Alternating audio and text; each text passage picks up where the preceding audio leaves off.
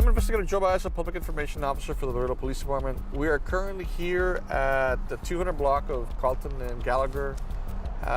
We're presently in the midst of an ongoing investigation which resulted in some search warrants being served at multiple locations. This is one of them. The two establishments behind me are Magic Spin and Wild Spin. That's here by Carlton. The other ones are at different locations at the 2300 block of East Saunders by Good Fortune, and also by the 200 block of West Village by Village of Fortune. There's also currently a search warrant being served also at the 3000 block of Robert Frost. And additionally, this is part of a much larger operation regionally. We're in conjunction with the Webb County District Attorney's Office, who's been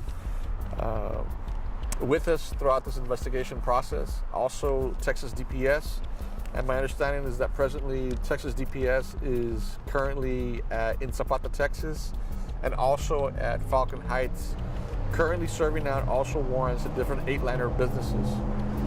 At the moment, there isn't much details. There isn't even any information about anybody who's been detained or formally charged at this point.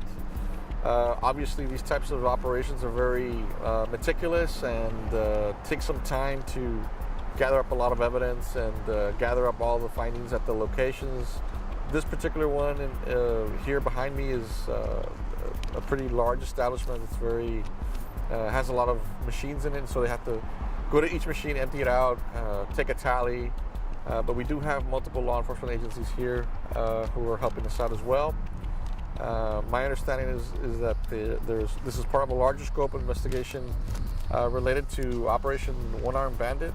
There were some raids that took place several months ago, and so this is an extension of that same operation. So for right now, we're still gathering a lot of evidence of these particular raids that have taken place.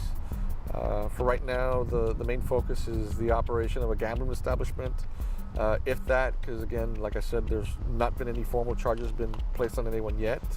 But obviously the warrants are trying to find at a larger scope of whether or not there's anything related to a much larger scale gambling operation or there's any type of money laundering.